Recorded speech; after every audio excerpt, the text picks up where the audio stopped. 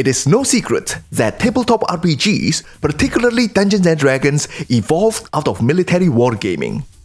While the TTRPG community have been fixated by D&D's direct precursors, such as Gygax's Chainmail, David Wesley's Braunstein, and even Kriegsspiel, many have overlooked the past, present, and future of wargaming.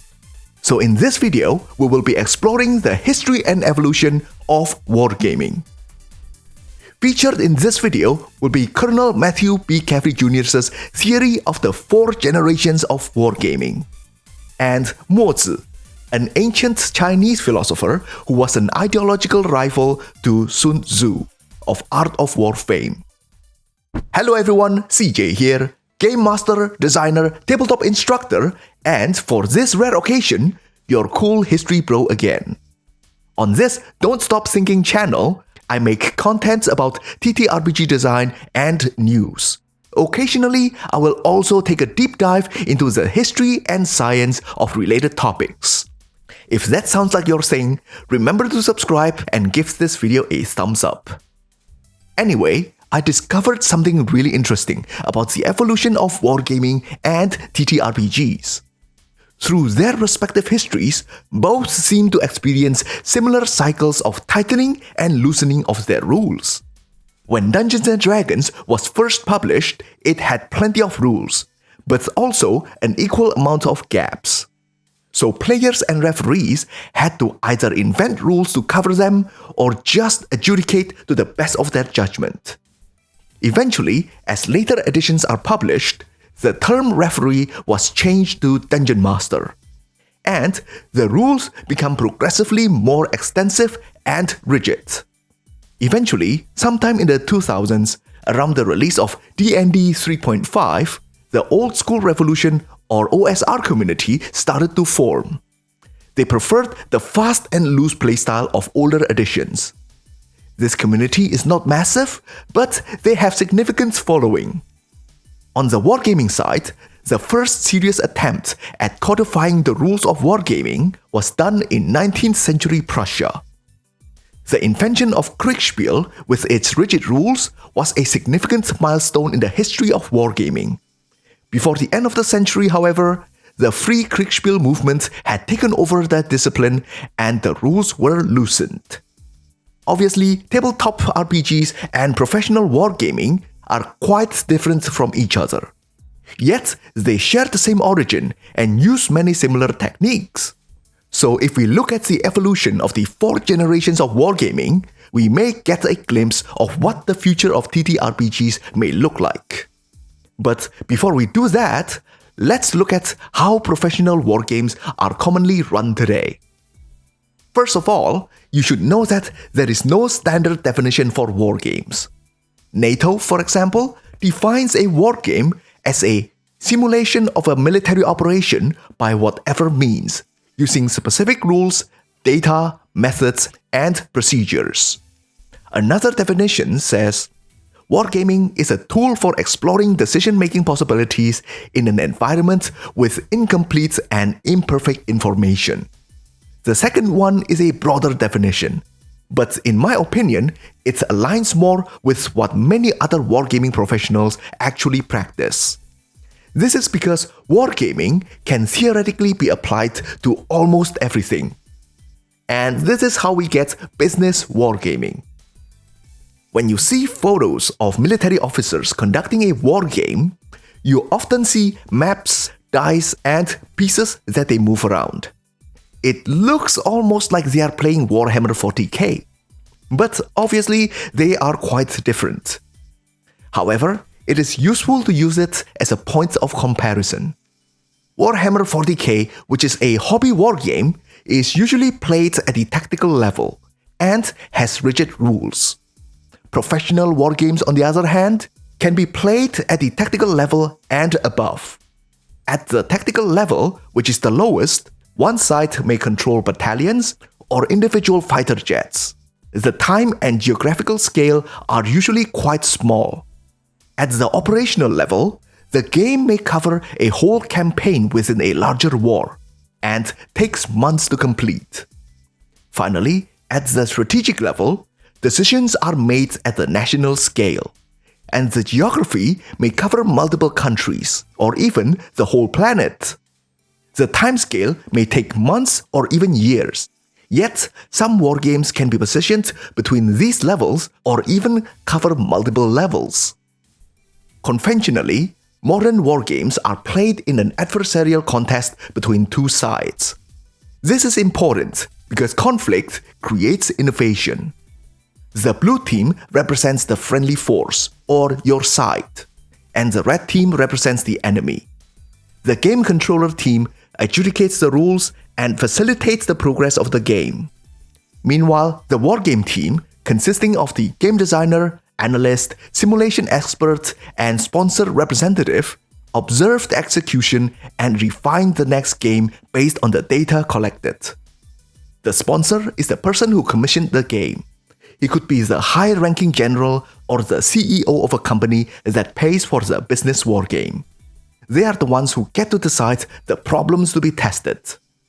In smaller wargaming groups, some people may have to take multiple roles. Unlike hobby wargaming, which uses very rigid rules for the purpose of competition and fairness, professional wargaming is more flexible. It can use rigid rules, free-form adjudication, or a combination of both. Free-form adjudication is usually based on the adjudicator's extensive years of practical experience. This way, the results of attacks or critical decisions can be made in a snap. And the game is no longer bogged down by dice rolls or computer simulations. However, there are some drawbacks to this method. The most obvious one is that you need to find very experienced adjudicators who also have expertise in the subject matter. These combinations are usually very hard to come by. Additionally, the result tends to lean heavily towards the expected outcome. Introducing dice to the game can be quite useful because they allow for fumbles to happen.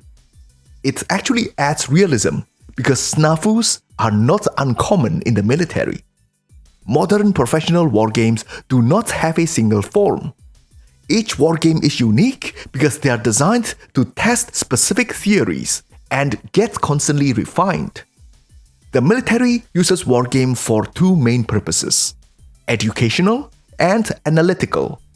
As an educational tool, it can be used to train personnel to react creatively to specific situations. It can be like Star Trek's Kobayashi Maru. As an analytical tool, it is a tremendously valuable device for testing military theories and new possibilities. Famously, during the Second World War, the Wrens of the Watu, or Western Approaches Tactical Unit, used wargaming to analyze the enemy's U-boat strategy and discovered a brilliant counter against it. It was also a historically significant event for another reason. Because other than Captain Gilbert Roberts, the team was predominantly staffed by women. What I have just described is our modern practice of the discipline. It is actually more holistic and free-flowing than the previous versions, because of all the evolutions it had gone through.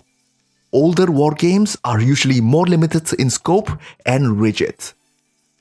Let's look at what Colonel Caffrey considers to be first-generation wargames. The first generation comes in the form of abstract adversarial board games, such as chess. These board games are generally used to educate the nobles in critical thinking. They don't seriously try to replicate the complexities of real war. The scope of this generation of wargaming is quite wide too. Caffrey even considers older games such as Chinese Weiqi, Egyptian Senet and Tao, and the Mesopotamian royal game of to be part of this generation. He thinks that wargaming, in the broader sense, had existed since the dawn of civilization and the invention of language. However, he focused on these board games because languages don't usually make great archaeological record.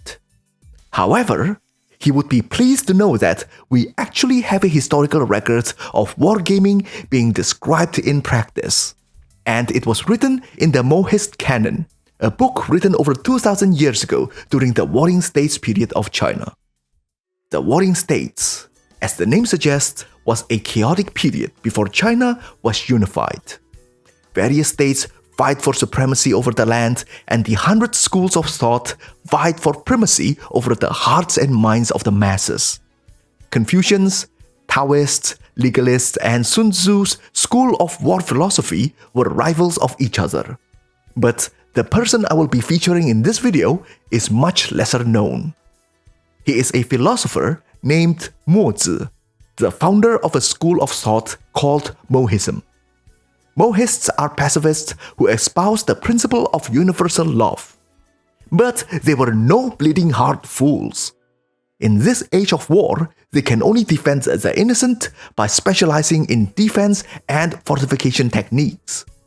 Many lords see him as a major nuisance, as he constantly moves from one state to another to help defenders fight off invasions. One day, the state of Chu, one of the largest states at the time, planned to invade the puny state of Song. On their side, they also have the brilliant engineer named Gong Su Ban, who had just finished developing a siege engine called Cloudbreaker. This contraption allows the invading army to climb over the enemy walls easily. This brilliant man would later be known as the patron god of builders. When Mozi arrived at the court of Chu, he appealed to the Lord to call off his invasion. Mozi argued that the state of Song was small and poor in resources. Invading it would hurt the Lord's reputation and bear no profit. The Lord agreed with that reasoning, but then again, his engineer had already finished building the cloud ladders, so he might as well use them. Upon hearing this, Mozi untied his belt and laid it out to represent the city walls. Using wooden strips to represent the weapons, Mozi challenged Gong Su Ban to a war game. The engineer simulated his attack 9 times, but he was repelled each time. Humiliated, the engineer was about to pull out his trump card, but then he hesitated. This tactic is too underhanded, he thought. There is no honor in using this. So he said, I actually know how I can beat you, but I can't say it. Mozi replied, I know how you may try to beat me, and I am not going to reveal your secrets either. This wargame is not over yet. There is more to this story, but from what we can already see, this level of wargaming is already more advanced than first-generation games. And we will come back to this later when we reach the corresponding generation. Moving on to Generation 2, here we can see how wargames started to simulate real-world battles. This generation began around the early 19th century. There were other wargames before it, but the Prussian wargame Kriegsspiel is the definitive wargame that represents this generation. And this is the connecting thread between wargames and tabletop RPGs. Kriegsspiel started developments under George von Reiswitz's father, until he took over and perfected the game.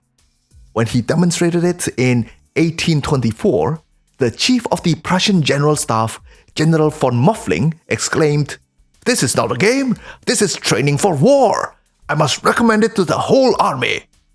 According to Joris Winches, senior lecturer in the Department of History at the University of Würzburg, what really impressed von Muffling was probably the realistically accurate maps and also the scale-accurate unit pieces. They can be used to teach officers how to position their troops in limited spaces and uneven terrains. All this is only possible due to the advancements of cartographic technology. But Reiswitz's true innovations are probably the use of umpires as the arbitrator of rules and the simulation of the fog of war. Kriegsspiel was supposed to be played on 3 copies of the same battle maps. Each player is separated in different rooms, and each of them only knows the position of their own army on their respective maps. Only the umpire knows the location of all the pieces, which he placed on the public map. The players can only command their army by sending messages to the umpire, and the umpire interprets the command to the best of his ability. When the army meets each other, They engage in battle automatically, as they naturally would. The umpire then do all the work. He rolls the dice, calculates the results, and sends them back to the players through messages. The players can only discover the location of the enemy pieces through combat engagements or other means, such as patrols or informants. Kriegsspiel can be classified as a tactical level game that is quite rigid. The umpire gets to interpret the player's commands, but it is all in the spirit of following the rules. Yet, over the years, the rules had to be constantly revised, because technology constantly changed the battlefield by bringing more efficient weaponry and new communication methods. Eventually, they've had enough, and the Free Kriegsspiel movement was born. In his 1876 book, Beitrag zum Kriegsspiel, Veddy du Vernoy wrote about a wargaming process that does not require dice rolling by the umpire. It was conducted through direct conversation between the players and the umpire, and the adjudication was decided through the umpire's informal judgment. Vernoy only considers the umpire and the elements of hidden information to be the most important part of Kriegsspiel. Here we can see the pendulum swinging towards free-form wargaming. A few years later, however, across the Atlantic, Charles A. L. Totten published his book Strategos, bringing Kriegsspiel to an American audience. The book has two versions of wargames. The simpler version is for beginners, and the advanced version is very much like Kriegsspiel. The rules of his book can be quite rigid and extensive. It comes in 2 volumes, and the second volume is absolutely stuffed full with rules, tables, statistics, and charts. Totten actually boasts that the figures are derived from military statistics, and they are useful on their own. However, there is just one small line that says, when tabulated data do not exist or are inadequate, the referee must originate. So even though the pendulum swings back to rigid rules here, there is still room for free-form adjudication. By the way, here is an interesting discovery. In the simpler version of Strategos, they used a screen to obscure the opposing side's army movement, and it is lifted when the armies are in combat range. This might be the precursor of the Dungeon Master's screen. From Kriegsspiel, we get Strategos, followed by David Wesley's Braunstein, Dave Arneson's Blackmore, and eventually Dungeons & Dragons. Here, we established the wargaming lineage of D&D, which descended from second-generation wargaming. In tabletop RPGs, we see the similar pendulum swinging from freeform to rigid and back again with the OSR movement. But is this all there is for the future of tabletop RPGs? Just constant tightening and loosening of the rules? It feels like something is missing here. Actually, a whole third generation of wargaming is missing. When David Wesley picked up Strategos in the 1960s, the book was already over half a century old. By his time, third generation wargaming had already existed for decades, and it had not stopped evolving. Third generation wargaming started in the Weimar Republic, also known as the German Reich. This generation of wargaming addresses the biggest mistake the Germans made during the First World War. Previously, they were so preoccupied with operational level wargaming, the German Empire did not fully consider the political implications of invading Belgium. Sure, they managed to capture Belgium rather quickly, but their invasion threw the British into the war and doomed the campaign. So, the third generation of wargaming expanded the strategic know-how of the discipline. It starts to account for politics, insurgencies, psyops, and all other dimensions of war. And this is our current generation of wargaming. Creating a unified, rigid rules for all these factors is impossibly difficult. So that's why we can see a greater acceptance for the free-form style. To be fair, they actually mix and match their styles to capitalize on the benefits of both. Free-form umpiring requires tremendous amounts of experience and expertise. Currently, the wargaming practitioner's biggest problem is finding new practitioners who can fulfill all those requirements. This issue made me think about the OSR community. They want to run games in the style of the earlier editions of D&D, when it was more free-form. But as time passes, less and less people actually experienced genuine old-school games. So technically, OSR is no longer old school, it has become a new school in its own right. We must also ask, is creating a new system the right approach to running a rules-light game? Or would it be more effective to just create a training course or guidebook for the GMs? I think that if they can make a guidebook for GMs that's system agnostic, then it is going to be really useful for everyone. Well, that's just my 2 cents anyway. If you are from the OSR community, tell us what you think in the comments. Right, back to wargaming. Now we are going to put on our future goggles and look at the future of wargaming. A century since the creation of 3rd generation wargaming, we are now about to witness the birth of the 4th. To set the context, let's rewind the time by 2000 years back to where we left off with Mozi. Even though Gong Su Ban was soundly defeated by Mozi, the engineer still had an ace up his sleeve. But he can't say it. He wouldn't let himself use such an underhanded technique. But when the confused host, Lord of Chu, demanded an explanation, Mozi finally explained what's happening here. Gong Su Ban's secret trick is actually quite simple. He thought that if he simply killed this raggedy old philosopher, then there would be no one left to defend the state of Song. But he is mistaken. Mozi revealed that he had already instructed his disciples on the methods of defending the city. They are all stationed there and are ready to defend the city long past his own death. After hearing this, the Lord of Chu cancelled his invasion and let the philosopher go to be a nuisance to someone else. Now, why did the Lord cancel his invasion? The state of Chu was larger than Song many times over. If they were to go all out, they would definitely win. But at what cost? As Sun Tzu had said, no one profits from a protracted war. If their forces are mired in the siege, they may leave themselves open to attacks from other states. Worse, if their invasion were repelled, they would lose morale, prestige, and even military reputation. Other states may even smell the blood in the water and gang up to carve up a piece of their land. As Sun Tzu has said, the supreme art of war is to subdue the enemy without fighting. Why kill your enemy if you can just eliminate their will? Caffrey predicted that the 4th generation of wargaming will employ all elements of national power beyond the military, and peace is a plausible path to victory. When he published his book on wargaming in 2019, Caffrey didn't know what Generation 4 would look like yet.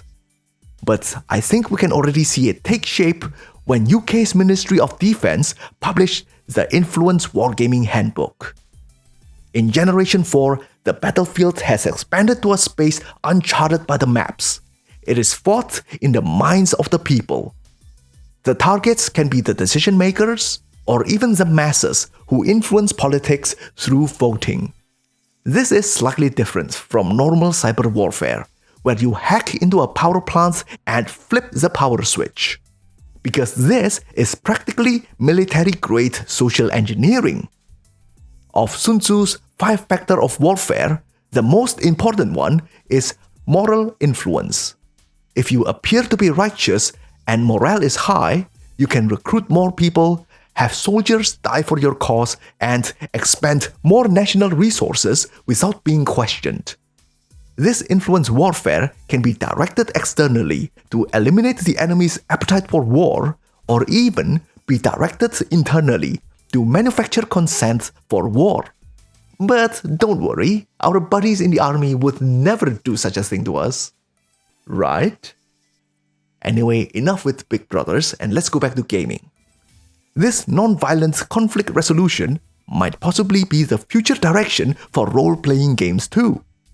We just need to invent an intuitive system of non-violent conflict resolution. As much as I like Undertale, I don't think moving heart around works for tabletop RPGs. The tabletop RPG I designed, Cloudbreaker Alliance, offers various options for the players to resolve a conflict without relying on violence.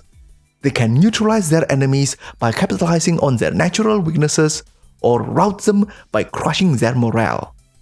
But I've yet to go into the nitty-gritty of the real 4th generation wargaming. And this will be my future project, and possibly the projects of other like-minded designers. Then again, I don't think that TTRPGs should always be playing catch-up. As we have seen, influence warfare had existed before 4th generation wargaming.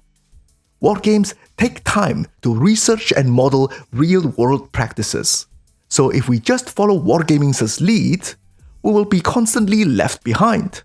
So maybe we should gallop ahead and take the lead by modeling other conflict resolution methods.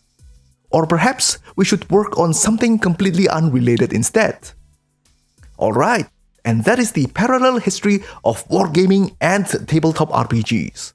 Feel free to discuss in the comment section below, or join our Cloudbreaker Alliance Discord channel. Come talk with our community about this episode or other topics. CJ, over and out.